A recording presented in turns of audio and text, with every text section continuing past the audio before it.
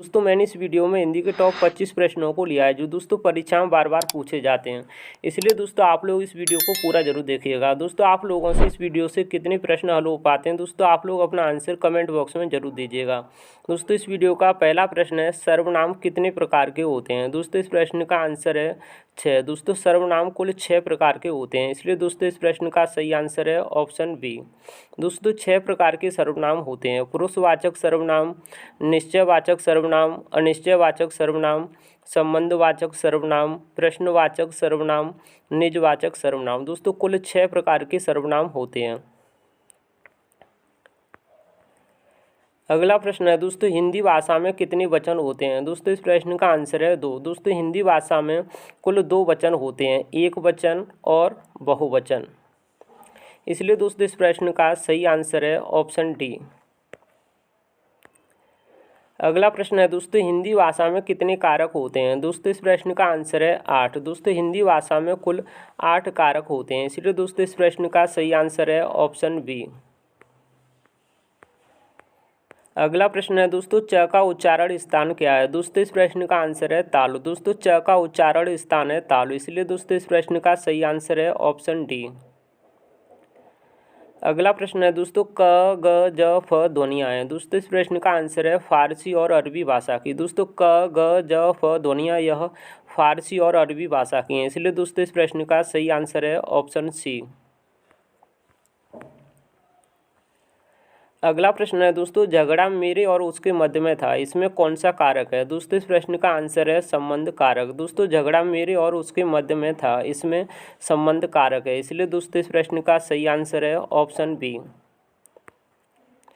अगला प्रश्न है दोस्तों, मैं काम से जा रहा हूँ, इसमें कौन सा कारक है। दोस्तों इस प्रश्न का आंसर है करण कारक। दोस्तों मैं काम से जा रहा हूँ, इसमें करण कारक है, इसलिए दोस्तों इस प्रश्न का सही आंसर है ऑप्शन ए।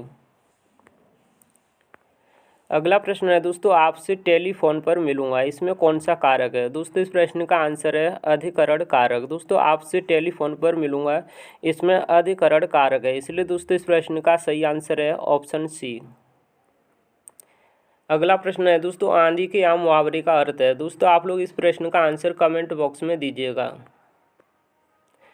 अगला प्रश्न है दोस्तों, अकल का पुतला मुहावरे का अर्थ है। दोस्तों इस प्रश्न का आंसर है बहुत बुद्धिमान होना। दोस्तों अकल का पुतला इसका मुहावरा है बहुत बुद्धिमान होना, इसलिए दोस्तों इस प्रश्न का सही आंसर है ऑप्शन बी।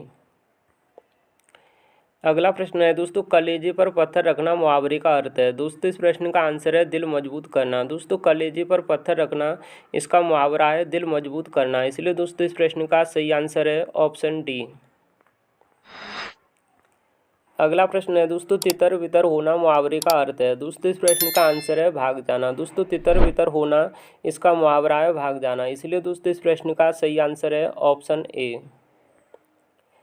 अगला प्रश्न है दोस्तों, अंधेरे का दीपक मुहावरे का सही अर्थ है। दोस्तों इस प्रश्न का आंसर है आशा का स्रोत। दोस्तों अंधेरे का दीपक इसका मुहावरा है आशा का स्रोत, इसलिए दोस्तों इस प्रश्न का सही आंसर है ऑप्शन डी। अगला प्रश्न है दोस्तों, सिर भारी होना मुहावरे का सही अर्थ है। दोस्तों इस प्रश्न का आंसर है सिर में दर्द होना। दोस्तों सिर भारी होना इसका मुहावरा है सिर में दर्द होना, इसलिए दोस्तों इस प्रश्न का सही आंसर है ऑप्शन सी।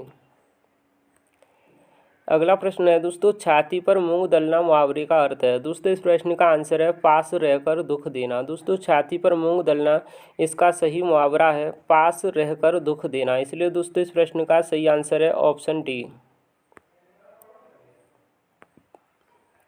अगला प्रश्न है दोस्तों, आंखों में पानी न होना मुहावरे का सही अर्थ है। दोस्तों इस प्रश्न का आंसर है लज्जा न होना। दोस्तों आंखों में पानी न होना मुहावरे का सही अर्थ है लज्जा न होना, इसलिए दोस्तों इस प्रश्न का सही आंसर है ऑप्शन सी। अगला प्रश्न है दोस्तों, अध्यापक शब्द का स्त्रीलिंग रूप क्या है। दोस्तों इस प्रश्न का आंसर है अध्यापिका। दोस्तों अध्यापक शब्द का स्त्रीलिंग रूप है अध्यापिका, इसलिए दोस्तों इस प्रश्न का सही आंसर है ऑप्शन ए। अगला प्रश्न है दोस्तों, नायक शब्द का स्त्रीलिंग रूप क्या है। दोस्तों इस प्रश्न का आंसर है नायिका। दोस्तों नायक शब्द का स्त्रीलिंग रूप है नायिका, इसलिए दोस्तों इस प्रश्न का सही आंसर है ऑप्शन डी। प्रश्न है दोस्तों, महाशय शब्द का स्त्रीलिंग रूप क्या है। दोस्तों इस प्रश्न का आंसर है महाशया। दोस्तों महाशय शब्द का स्त्रीलिंग रूप है महाशया, इसलिए दोस्तों इस प्रश्न का सही आंसर है ऑप्शन बी। अगला प्रश्न है दोस्तों, दाता शब्द का स्त्रीलिंग रूप क्या है? दोस्तों इस प्रश्न का आंसर है दात्री। दोस्तों दात्री यह दाता का स्त्रीलिंग रूप है, इसलिए दोस्तों इस प्रश्न का सही आंसर है ऑप्शन बी। अगला प्रश्न है दोस्तों, इंद्र शब्द का स्त्रीलिंग रूप क्या है? दोस्तों इस प्रश्न का आंसर है इंद्राणी। दोस्तों इंद्र शब्द का स्त्रीलिंग रूप है इंद्राणी, इसलिए दोस्तों इस प्रश्न का सही आंसर है ऑप्शन सी।